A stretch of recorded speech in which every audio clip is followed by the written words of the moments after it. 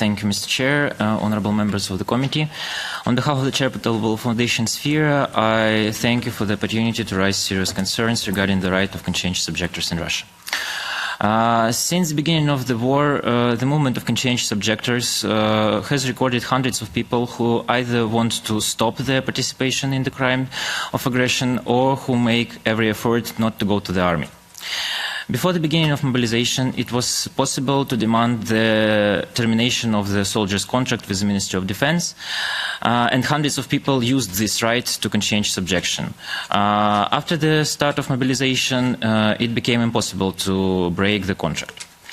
We are now facing thousands of people at the front who are either insisting on their right to alternative civil service or demanding demobilization on medical reasons. The reaction of the ministry of the military commanders to such a big number of conscientious objectors was the creation of illegal prisons, the so-called cellars. In these prisons, with the help of torture, conscientious objectors who refuse to go to the front are illegally detained. The most notable for the last year were the cases of Bryanka in July and Zaitseva in November. About 300 of people were illegally detained in each of these camps. In total, more than 13 such camps are known at the moment. Officially, authorities of the Russian Federation call these prisons psychological rehabilitation centers. Conscription of people to the military now goes on three main ways: enforcement to sign the contract, mobilization, and ordinary conscription. Regarding the mobilization, according to the law, the call for mobilization must be organized by the Independent Mobilization Commission, which is the civilian body, not the militarian.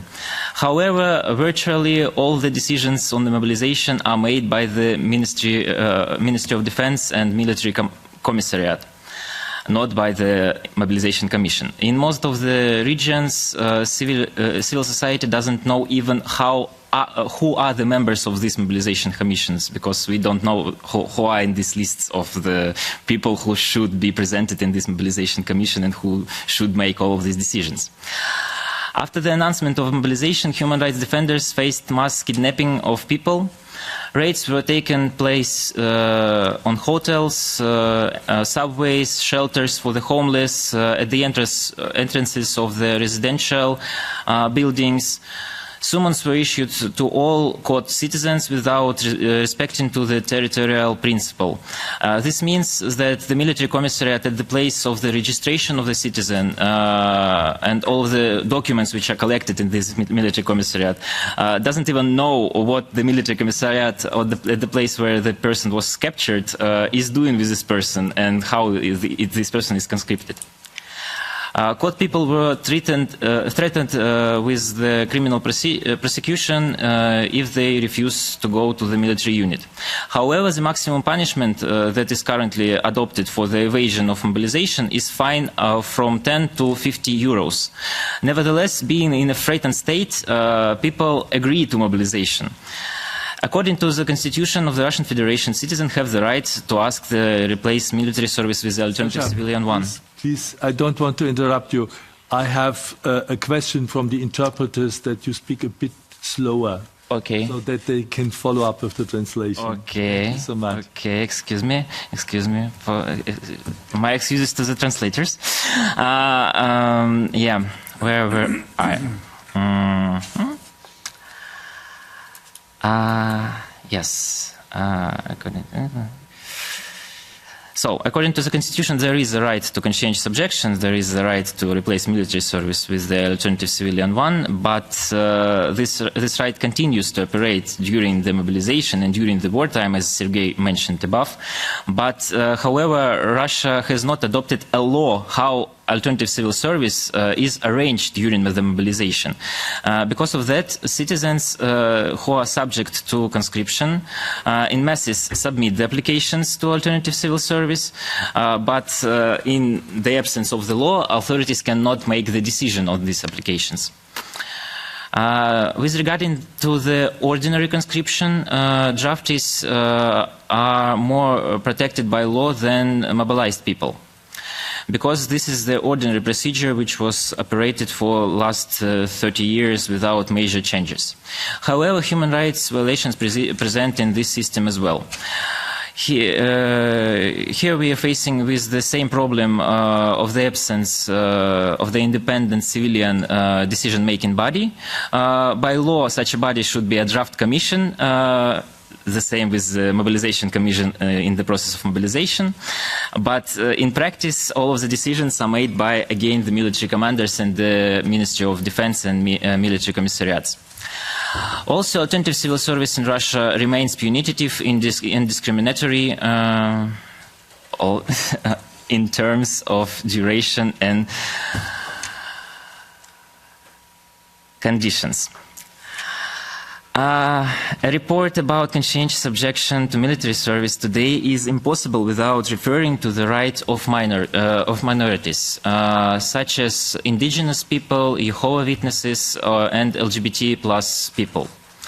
The current persecution of Jehovah's Witnesses affects their rights to conscientious objection to military service. Jehovah's Witnesses are afraid to say anything about their beliefs in the process of applying to alternative civil service, because they are afraid of being accused as extremists, because Jehovah's Witnesses in Russia is an extremist organization. Also, I will mention the indigenous people rights, because Putin mobilizes mainly representatives of the indigenous people for the war. Most of the able-bodied male population from Tuva, Yakutia, Buryatia, Bashkiria, and other republics of Russian Federation were called up for the war.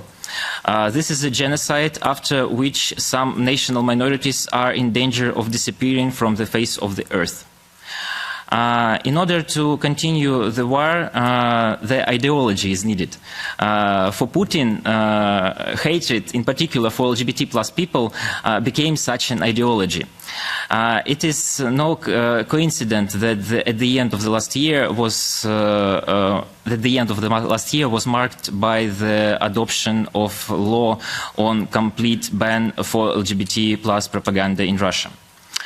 The regime needs an internal enemy, a social group that can be blamed for all the internal problems that the war has led to. The Russian army has always been homophobic and transphobic. To my personal appeal about what anti-discriminatory policies are in Russian army, the Ministry of Defense replied that there is no discrimination in the army, and that's why they don't need such policies.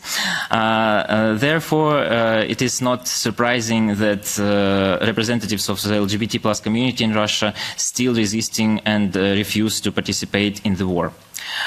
Queer conscientious objectors were among the first to leave Russia after the beginning of the mobilization. Great efforts to help them have been made by the organization Kvartira and Queer Suite. Transgender women in Russia began to massively change gender markers in their passports after the beginning of the mobilization. Since the beginning, the number of such statements to the Ministry of Internal Affairs more than doubled after the beginning of mobilization, according to the data provided by the Ministry of Internal Affairs. And we think here that Europe must respond to this outrage use of LGBT plus hatred and anti-gender movement for military purposes, and show that Europe is united in support of the LGBT plus community. Please pay attention to the example of Ukraine, where during the war the Pride was held in Kharkiv. At the end, I would like to emphasize the needs of the Russian anti-war community that will help us to speed up the victory of Ukraine and the end of the Putin regime. First of all, the less men, less soldiers. I would like to join the demands of the Object War campaign that Sam has mentioned above, and ask the European Parliament to issue a resolution confirming the right for the asylum to deserters and conscientious objectors from Belarus and Russia. Second one is steps up to support the Russian anti-war community. Please distribute the best practices of Lithuania and Germany, where these countries are issuing the humanitarian visas and resident permits for human rights activists and dissidents from Russia. That helps them continue the work abroad without waiting 6 months until the decision about their asylum, to just get the resident permit and continue the work. And the last one, please leave no one behind. Minorities are in the front of the fight with the Putin regime inside Russia. Please increase the support for indigenous people and the LGBT+ community inside Russia. We need a resolution condemning the draft of predominantly indigenous people and demanding the abolishment of the law on propaganda of LGBT+ in Russia. Thank you for the attention.